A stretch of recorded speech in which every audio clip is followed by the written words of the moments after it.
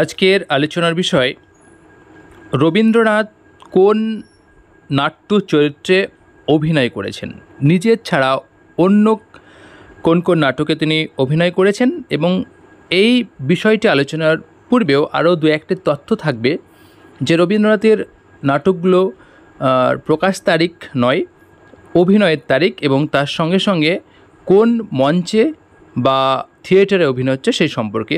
তো যাই হোক, দেখে নিই যে রবীন্দ্রনাথ কোন নাটকে তিনি অভিনয় করেছেন এবং কোন চরিত্রে তিনি অভিনয় করেছেন। তো যাই হোক, কথা বাড়াচ্ছে না, শুরু করছি।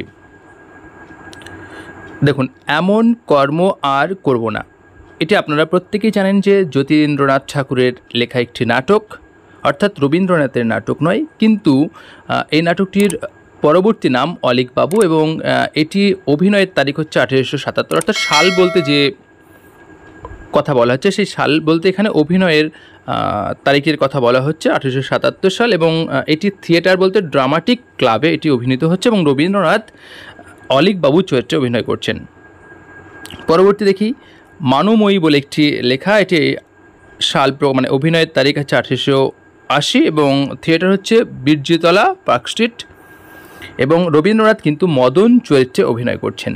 এরপর রবীন্দ্রনাথের নাটক দেখুন, বাল্মীকি প্রতিভা 1881 সালে যেটি রচিত, এবং 26শে জানুয়ারি 1881 খ্রিস্টাব্দে এটি অভিনীত হচ্ছে, এবং থিয়েটার হচ্ছে জোড়াসাঁকো, এবং রবীন্দ্রনাথ অভিনয় করছেন বাল্মীকি চরিত্রে। এরপর হচ্ছে কাল মৃগয়া, এটির অভিনয়ের তারিখ 1882 সাল, থিয়েটার বলতে জোড়াসাঁকো, এবং রবীন্দ্রনাথ অভিনয় করছেন অন্ধ মুনি চরিত্রে। এরপর বিবাহ উৎসব, এটির সাল মানে অভিনয় তারিখ হচ্ছে 1884, কোনো চরিত্রে তিনি অভিনয় করেননি। এরপর হচ্ছে খ্যাতির বিড়ম্বনা, এটি সাল হচ্ছে অভিনয় সাল 1886, থিয়েটার হচ্ছে কাশিয়া বাগান, তবে তিনি এই নাটকের কোনো চরিত্রে তিনি অভিনয় করছেন না। এরপর হচ্ছে মায়ের খেলা, অভিনয়ের তারিখ হচ্ছে 29শে ডিসেম্বর 1888, থিয়েটার বা মঞ্চ হচ্ছে বেথুন স্কুলের মাঠ, এবং এই নাটকেও তিনি কোনো চরিত্রে অভিনয় করছেন। এরপর হচ্ছে রাজা ও রানী, এটি অভিনয়ের তারিখ 1889, থিয়েটার হচ্ছে বীরজিতলা, পার্ক স্ট্রিট, এবং তিনি বিক্রমদেব চরিত্রে তিনি অভিনয় করছেন। এরপর হচ্ছে বিসর্জন, এটার অভিনয়ের তারিখ 1890, এবং তিনি কোন চরিত্রে অভিনয় করছেন? রঘুপতি চরিত্রে। এরপর গোড়াই গলদ, অভিনয়ের তারিখ 1892, থিয়েটার সঙ্গীত সমাজ, এবং চরিত্রে অভিনয় করছেন কেদার চরিত্রে। এরপর বৈকুণ্ঠের খাতা, এটির অভিনয়ের তারিখ 1897, থিয়েটার জোড়াসাঁকো, এবং তিনি কেদার চরিত্রে অভিনয় করছেন। এখানে সাল বলতে শুধু সালের উল্লেখ করেছি, তারিখের উল্লেখ করিনি। যদি আপনাদের কখনো মনে হয় যে তারিখের প্রয়োজন আছে, তাহলে আপনারা কমেন্টসে জানাবেন যে নাটকটি সব, আমি সেই নাটকটির তারিখ জানিয়ে দেব। এরপর হচ্ছে শারদোৎসব, আমরা দেখে নেব যে এটার অভিনয় তারিখ হচ্ছে 1908, এবং থিয়েটার হচ্ছে শান্তিনিকেতন, মানে এটি হচ্ছে। এরপর হচ্ছে প্রায়শ্চিত্ত, অভিনয় তারিখ 1909, এবং থিয়েটার হচ্ছে শান্তিনিকেতন, অভিনয়ের কোন চরিত্রে? যে ধনঞ্জয় বৈরাগী। এরপর রাজা, এটি 1909, এবং থিয়েটার হচ্ছে শান্তিনিকেতন, এবং ঠাকুরদার চরিত্রে তিনি অভিনয় করছেন। এরপর নাটক হচ্ছে অচলায়তন, এটি 1914 সালে অভিনীত হচ্ছে, থিয়েটার বা মঞ্চ হচ্ছে শান্তিনিকেতন, তিনি গুরু চরিত্রে অভিনয় করছেন। এরপর হচ্ছে ফাল্গুনী, 1915 সালে অভিনীত হচ্ছে, এবং থিয়েটার বা মঞ্চ হচ্ছে শান্তিনিকেতন, এবং তিনি অন্ধ বাউল চরিত্রে অভিনয় করছেন। এরপর হচ্ছে বৈরাগ্য সাধন, দেখুন সাল 1916, থিয়েটার বা মঞ্চ হচ্ছে জোড়াসাঁকো, এবং তিনি কবিশেখর চরিত্রে অভিনয় করছেন।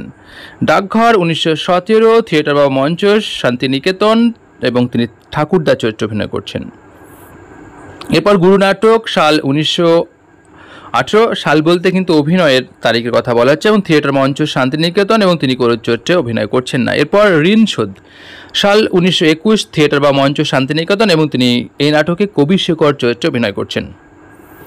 এরপর হচ্ছে বিসর্জন 1923, মঞ্চ বা থিয়েটার হচ্ছে এম্পায়ার থিয়েটার চরিত্রে অভিনয় করছেন, তিনি জয়সিংহ চরিত্রে অভিনয় করছেন। এরপর হচ্ছে অরূপ রতন, 1924 সালে অভিনীত হচ্ছে, থিয়েটার বা মঞ্চ হচ্ছে আলফ্রেড থিয়েটার, তবে তিনি এখানে কোনো অভিনয় কোনো চরিত্রে অভিনয় করেননি, কিন্তু তিনি আবৃত্তিকার ছিলেন। এরপর হচ্ছে নটির পূজা, এটি সাল হচ্ছে 1926 সালে অভিনীত হচ্ছে। থিয়েটার বা মঞ্চ হচ্ছে শান্তিনিকেতন এবং তিনি এই নাটকে কোনো চরিত্রে অভিনয় করছেন না। এরপর হচ্ছে তপতী, এটির অভিনয় তারিখ 1929, থিয়েটার বা মঞ্চ হচ্ছে জোড়াসাঁকো, তিনি বিক্রম চরিত্রে কিন্তু অভিনয় করছেন। এরপর সাপমোচন 1931 সালে অভিনীত হচ্ছে। থিয়েটার বা মঞ্চ হচ্ছে জোড়াসাঁকো, তবে এখানেও তিনি কোনো চরিত্রে অভিনয় করেননি, কিন্তু তিনি আবৃত্তিকারের ভূমিকা পালন করেছেন। এরপর হচ্ছে কালের যাত্রা, এটির অভিনয় তারিখ 1932, থিয়েটার বা মঞ্চ হচ্ছে শান্তিনিকেতন এবং তিনি কোনো চরিত্রে অভিনয় করছেন না। এরপর হচ্ছে নবীন, সাল 1933, থিয়েটার বা মঞ্চ লখনৌ এবং এই নাটকেও তিনি কোনো চরিত্রে অভিনয় করছেন না। তাসের দেশ, এটার অভিনয় তারিখ হচ্ছে 1933, থিয়েটার বা মঞ্চ লখনৌ ও কিন্তু তিনি এই নাটকেও কোনো চরিত্রে অভিনয় করছেন না। এরপর হচ্ছে চণ্ডালিকা, অভিনয় তারিখ হচ্ছে 1933, বাকি কোনো অভিনয়ের কোনো মঞ্চ বা থিয়েটার বা কোনো চরিত্রের বিষয়ে কোনো কিছু জানতে পারা যাচ্ছে না। এরপর হচ্ছে রক্তকরবী, এটি সাল 1934 সালে এবং থিয়েটার সম্ভবত থিয়েটার বা এটা কলকাতা, তবে এখানে রবীন্দ্রনাথ দর্শকের ভূমিকায় তিনি ছিলেন, কোনো চরিত্রে তিনি অভিনয় করেননি। অরপ্রতন, এটি 1935 সাল, থিয়েটার বা মঞ্চ শান্তিনিকেতন এবং তিনি রাজা চরিত্রে অভিনয় করছেন। এরপর হচ্ছে চিত্রঙ্গদা, 1936 সালে এটি অভিনীত হচ্ছে এবং থিয়েটার বা মঞ্চ এটি পাটনা, তবে তিনি আবৃত্তিকারের ভূমিকা পালন করছেন, কোনো চরিত্রে তিনি অভিনয় করছেন না। পরিষদ, এটি হচ্ছে অভিনয় তারিখ হচ্ছে 1936, থিয়েটার বা মঞ্চ হচ্ছে আশুতোষ কলেজ হল এবং তিনি কোনো চরিত্রে অভিনয় করছেন না। এরপর হচ্ছে শ্যামা, এটির অভিনয় তারিখ 1939, থিয়েটার বা মঞ্চ হচ্ছে শ্রী।